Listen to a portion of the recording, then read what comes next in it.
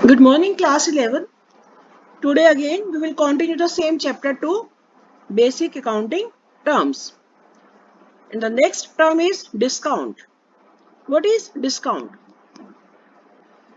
Discount is any type of reduction in the price by the seller to the buyer. यानी जब भी कोई seller buyer को जब भी कोई सामान बेचता है, कोई गुड्स बेचता है, जो उसकी प्राइस में रिडक्शन करते हैं, प्राइस को जो रिड्यूस करता है, that reduction is known as discount. यानी सपोज 100 वाली गुड्स को अगर उसने 95 में सेल किया, तो that 5 rupees, the difference 5 rupees is known as discount. उसे क्या बोलेंगे? डिस्काउंट बोलेंगे। In accounts, discount is of two types. One is trade discount and second one is cash discount. One is trade discount and second one is cash discount.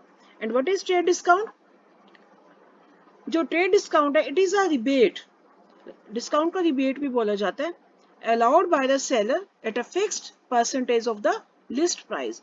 यानी जो MRP पे दी जाती है, जो लिस्ट प्राइस पे जो discount दिया जाता है, that is known as trade discount. जैसे 10% off, 20% off, 50% off, this is known as trade discount. It is generally offered by the manufacturers to the wholesalers and by wholesalers to the retailers. यानी कोई भी इसको offer कर सकता है, चाहे manufacturers भी कर सकते हैं होलसेलर्स को, और होलसेलर अपने रिटेलर्स को भी दे सकते हैं। This discount is not recorded in the books. इसे बुक्स में रिकॉर्ड नहीं किया जाता। जैसे मान लो कहीं भी सेल लगती है, ऑफर होता है, 50% ऑफ है, तो 1000 वाली गुड्स को 50% ऑफ यानी 500 ऑफ हो गए, तो 500 में सेल किया गया, तो only 500 is recorded in the books. If 500 जो ट्रेड डिस्काउंट है, इसे कहीं भी शो नहीं किया जाता। That is not to be shown in the books of accounts. यानी it is not recorded in the books as it is deducted from the sale price, कि सेल प्राइस में से इसे माइनस किया जाता है। So sales are recorded at net value. Sales को हमेशा नेट वैल्यू पे ही रिकॉर्ड किया जाता है। Net value means after subtracting the trade discount. तो इन्हें ट्रेड डिस्काउंट माइनस करने के बाद ही इसको जो डिस्काउंट को जो सेल प्राइस को शो किया जाता है। Similarly purchases are also recorded by the purchaser at the net value. और परचेज भी नेट वैल्यू पे ही रिकॉर्ड होती है, तो इसलिए ट्रेड डिस्काउंट को कहीं भी शो नहीं किया जाता। Now what is cash discount? Cash discount is the rebate allowed to the buyer, जो बायर को दी जाती है फॉर मेकिंग प्रॉम्प्ट पेमेंट। यानी जब एक सेलर बायर को कहता है कि हाँ जी कैश दोगे तो मैं आपको थोड़ा सा एक्स्ट्रा और डिस्काउंट दे दूंगा, 2%, 1%। तो यानी अगर जब भी कोई शॉपकीपर जल्दी से कैश पेमेंट लेना चाहता है, तो जो डिस्काउंट कैश रिकवरी के लिए देता है, that is known as cash discount. And cash discount acts as an incentive and encourages prompt payment by the debtors। ये कैश डिस्काउंट एक तरह का इंसेंटिव है, मोटिवेशन है, जो डेटर्स को ये कहता है कि आपको 2% हम एक्स्ट्रा देंगे, जल्दी से कैश पेमेंट दे दो। ये प्रॉम्प्ट पेमेंट के लिए जो एक्स्ट्रा डिस्काउंट दिया जाता है, this is known as cash discount. It is an expense for the person who is allowing the discount and income for the receiving party. यानी जो पर्सन दे रहा है डिस्काउंट, यानी सेलर, यानी दुकानदार दे रहा है, ये सेलर के लिए क्या हो गया? एक्सपेंस हो गया। ये जो कैश डिस्काउंट है सेलर के लिए हो गया एक्सपेंस, और बायर के लिए क्या हो गया? बायर के लिए हो गया ये इनकम, उसके लिए बेनिफिट हो गया। इस सेलर के लिए एक्सपेंस है और बायर के लिए क्या है? ये इनकम है। It is always recorded in the books of both the parties. ये दोनों पार्टीज की बुक्स में दिखाया जाता है। ये सेलर इसे एक्सपेंस की फॉर्म में दिखाता है और बायर इसे इनकम की फॉर्म में, बेनिफिट की फॉर्म में दिखाता है। तो यानी इसे बुक्स ऑफ अकाउंट्स में शो किया जाता है। अगर सपोज को कि क्वेश्चन आपका एग्जाम में ये आ जाता है कि differentiate between trade discount and cash discount, तब भी आप इसको टेबलर फॉर्म में आप इस तरह से डिस्काउंट पॉइंट्स डाल के 1, 2, 3, 4 आप इन दोनों का डिफरेंशिएशन लिख सकते हो। Now next is drawings. Drawings already I told you. Drawings means withdrawal of money or goods by the owner from the business for personal use is known as drawing। जब भी कोई एक ऑनर बिजनेस में से cash निकालता है, यानी पैसा निकालता है या गुड्स निकालता है, किसके लिए? अपने पर्सनल यूज के लिए, तो this is known as drawing. तो ड्राइंग रिड्यूसेस द इन्वेस्टमेंट और कैपिटल ऑफ द ऑनर। यानी ड्राइंग कैपिटल में से माइनस की जाती है। यानी अगर किसी पर्सन ने 1 लाख बिजनेस में इन्वेस्ट किया, उसने उसमें से 10,000 पर्सनल यूज के लिए निकाल लिया, तो उसकी रिमेनिंग कैपिटल रह जाएगी 90,000 रुपीज। तो ड्राइंग उसकी पर्सन की कैपिटल को रिड्यूस करती है। यानी किसी की फर्नीचर की शॉप है, अगर घर के यूज के लिए यानी घर के ड्राइंग रूम के लिए, लिविंग रूम के लिए अगर सोफा सेट लेता है तो सोफा सेट जो बिजनेस के लिए क्या बन जाएगी, वो ड्राइंग बन जाएगी। तो drawing also include any personal expense of the owner paid by the business.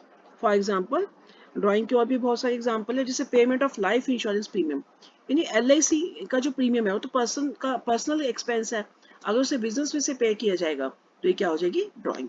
Payment of income tax भी पर्सनल एक्सपेंस है, अगर इसे बिजनेस में से पे कर दिया जाएगा तो it is also known as drawing.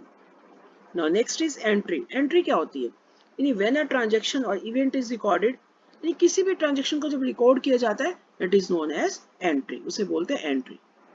Now next proprietor. Proprietor means owner of the business, जो बिजनेस में पैसा लगाता है, यानी proprietor is a person who makes investment in the business, manages it and bears all the risk involved in the business, यानी owner को ही proprietor कहा जाता है। And what is voucher? Voucher is a document on the basis of which transactions are first of all recorded, यानी voucher एक document है जिसके बेस पे ट्रांजेक्शन्स को रिकॉर्ड किया जाता है, तो this is known as voucher. Now next debit क्या है, क्रेडिट क्या है। मैंने पहले फर्स्ट लेक्चर इंट्रोडक्शन लेक्चर में बोला था कि हमारा जो अकाउंट्स में अंडर डबल एंट्री सिस्टम है, हमारा लेन देन डबल एंट्री सिस्टम, यानी every business transaction is recorded at least 2 accounts में रिकॉर्ड किया जाता है, एक की डेबिट में और दूसरे की क्रेडिट में, यानी one account will receive a debit entry और another account will receive a credit entry. तो ये रूल हम बाद में डिस्कस करेंगे कि क्या रूल है डेबिट करने का, क्या क्रेडिट करने का है। तो डेबिट क्या होता है, द लेफ्ट हैंड साइड, जब भी एक अकाउंट बनाते हैं टी शेप मैंने बताया था अकाउंट में, जो लेफ्ट हैंड साइड है इसे डेबिट बोलते हैं और राइट हैंड साइड को क्रेडिट बोला जाता है। The left hand side of an account is known as debit. तो if an account is to be debited then the entry is posted on the debit side, उसे यहाँ लिखेंगे। If the account is to be posted to be credit side, तो इसे credit side में लिखा जाएगा। तो यानी जब राइट हैंड साइड की जो अकाउंट को क्रेडिट बोला जाता है और लेफ्ट हैंड साइड को डेबिट बोला जाता है। Now next term is depreciation. What is depreciation?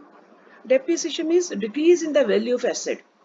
ये जो टेंजिबल एसेट, ये जो एसेट हमें दिखाई देती है, यानी उनकी वैल्यू जो में उसकी वैल्यू कम होना, उसे क्या बोलते हैं, डेप्रिसिएशन। जैसे मान लो आपने बाइक परचेज की 60,000 में परचेज की, थोड़े टाइम बाद उसकी वैल्यू 50,000 रहेगी, तो this reduction in the value that is 10,000 is known as depreciation, उसे क्या बोलते हैं, डेप्रिसिएशन बोलते हैं। ये डेप्रिसिएशन होता है कि इसके कॉजेज क्या है, वियर एंड टियर, टूट फूट, एक्सीडेंट से भी हो जाता है। तो as per the historical cost concept, यानी हमारा एक रूल है कि हिस्टोरिकल कॉस्ट कॉन्सेप्ट के जितने की हमने एसेट परचेज की थी, मान लो बाइक हमने परचेज की 60,000 की, जितना उसके ऊपर डेप्रिसिएशन है, यानी कितना डेप्रिसिएशन होगा 10,000 और माइनस करके 50,000 को बुक्स में दिखाएंगे। तो वही है कि as per the historical cost concept a fixed asset is recorded on its historical cost, यानी मान लो 60 की परचेज की, on which it is purchase and transfer to next year on its book value.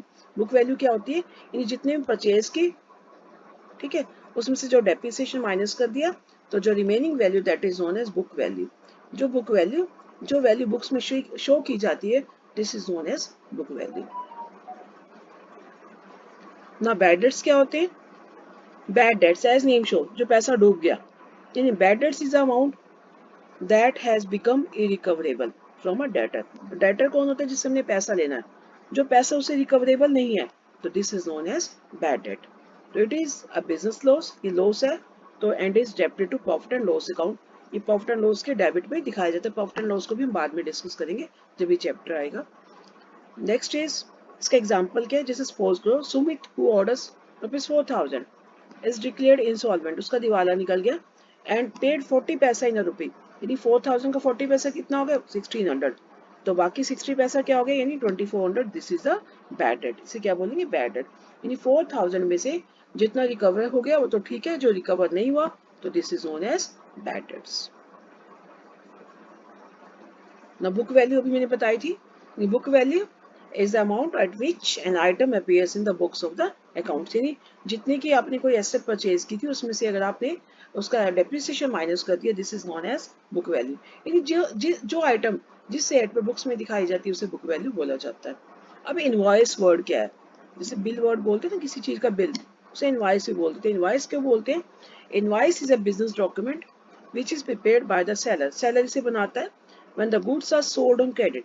ये जब उधार को उधार में गुड्स को सेल किया जाता है, goods are sold on credit, तो उधार सेल के लिए, क्रेडिट सेल के लिए इनवॉइस बनाया जाता है.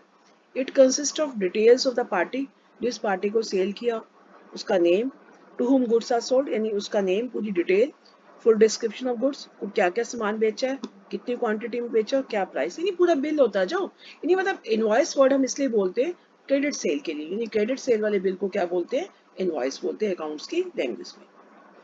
अब एंटिटी क्या है, मैंने फर्स्ट लेक्चर में बोला था कि जो बिजनेस होता है, business itself is an entity, यानी an entity refer to an economic unit which is engaged in performing economic activity, यानी business itself is an entity. For example Hero Industries, Tata Motors etcetera, these are known as a entity. यानी business और उसके honour की entity अलग होती है, honour अलग है.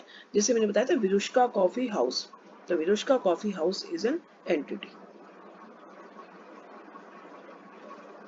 Now next, outstanding unpaid expenses. Outstanding और unpaid, यानी as name show, यानी expenses जो भी पे करने हैं, अभी पे नहीं किया, outstanding ड्यू है बट अभी पे नहीं किए, यानी बिजनेस में जो भी expenses which are due but unpaid, अभी पे नहीं किए, देने तो अभी पे नहीं किए, at the end of the financial year start होता है बेटा अप्रैल टू 31 मार्च, ये 31 मार्च तक जो एक्सपेंसेस ड्यू टू पे करने थे बट अभी पे नहीं किए, तो these are known as outstanding expenses. जैसे for example salary of employees for the month of March unpaid, March की सैलरी कब देंगे, अप्रैल में देंगे ना, तो 31 मार्च तक मार्च की सैलरी क्या बन जाएगी, वो आउटस्टैंडिंग सैलरी. यानी मार्च की जो सैलरी अनपेड है till closing of financial year on 31 March, तो it is treated as current liability, इसे करंट लायबिलिटी कहा जाएगा. यानी जो एक्सपेंसिव ड्यू हो चुके अभी पे नहीं किए, लायबिलिटी है, यानी पे करना है तो अपने आप ही लायबिलिटी है वो. Prepaid as name show, prepaid जो एडवांस में पे कर चुके हैं, इन expenses which are not due, अभी देने नहीं थे बट एडवांस में पे कर दिए for next financial year at the end of the financial year.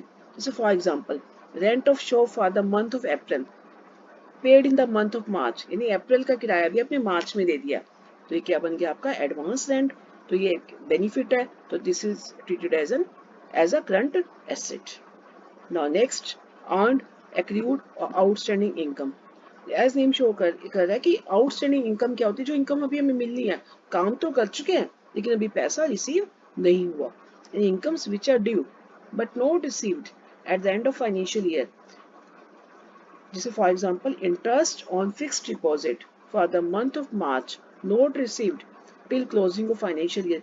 March वाला इंटरेस्ट कब आएगा, अप्रैल में आएगा, तो अभी मतलब मिलना है ना अभी आपको, तो it is known as current asset.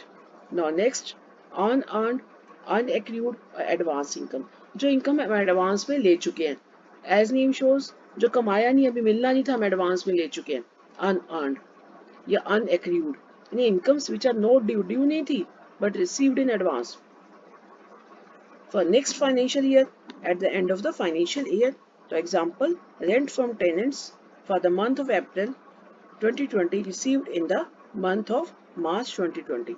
It is treated as current liability. हम एडवांस पे रेंट ले चुके हैं तो अभी हमने उसको बेनिफिट देना है, तो ये क्या बन जाएगा, current liabilities. Today this chapter is over. Now you all have to write all these terms in your notebook, and in next 2 or 3 days I will take test of this chapter on Google Form. Thank you and have a nice day.